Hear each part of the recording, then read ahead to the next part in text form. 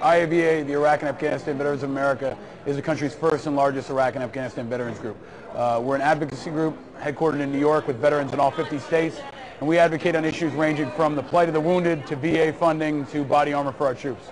And we're online at iava.org, and we've got a community of just over 65,000 folks who are interested in really supporting veterans and the troops. When we first came home and started our group in 2004, body armor was really off the national radar. People didn't understand the urgency. We worked very hard in the media to make it a top-tier issue, to make Americans aware of it, and also to help them get involved legislatively. One of the things we were able to do is work with senators who were pushing for increased and expanded body armor, and also with Senator Chris Dodd, who actually supported a piece of legislation called the Equipment Reimbursement Act that would provide up to $1,500 reimbursement for any troop that had paid out of pocket. So we were actually helping work to put money back in people's pocket for where the government and Department of Defense had screwed up. 1 in 4, roughly, troops coming home are going to have post-traumatic stress disorder, comparable mental health issues, and over 1 million have been through theater now. So that's a huge wave of people who are going to come home with mental health issues. We've been advocating for increased funding to the VA, expansion of transitional programs, especially transitional housing, job placement, and mental health issues. Right now, less than 50% of the VAs in our country have what are called vet centers, PTSD counseling sessions, where I can go in and talk to a Vietnam vet, and he can help shepherd me through the process and work through my issues. The bottom line is we're not doing enough.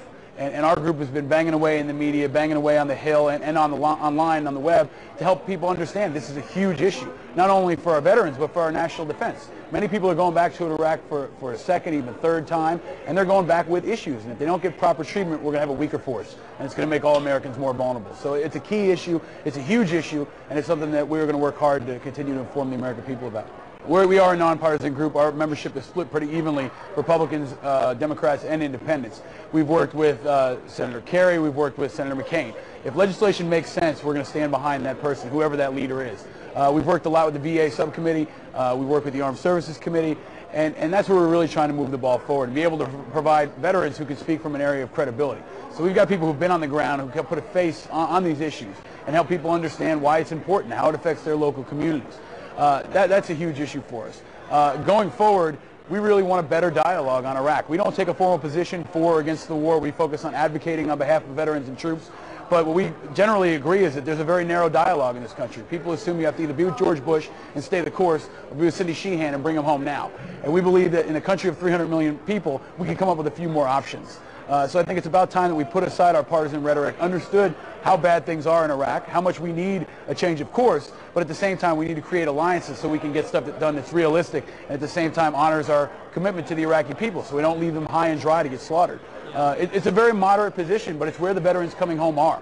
And we're looking for a political party that can help understand our voice. The Republicans have gotten us into this mess, and the Democrats don't have a plan to get us out. So we're looking for leadership. We're looking for people who understand the complexity of the situation and are trying to move the ball forward. If you look at the Iraq veterans running for office right now, there are 6 of them who either served in Iraq or Afghanistan or running for the House this fall. 5 of them are Democrats. I don't think that's so much a testament to the fact that the Democrats have been good at recruiting them, but I think it's a pendulum effect, and people are swinging against the Bush administration. So I think it's a sign that people within the military are fed up with the Bush administration. They're concerned about the way veterans have been treated. They're concerned about the way this war has been conducted, and they're also concerned about the way the Bush administration has driven the military into the ground. We're worried about recruiting numbers. We're worried about retention numbers. We're worried about the repeated tours, and we know in the military that this pace is not sustainable.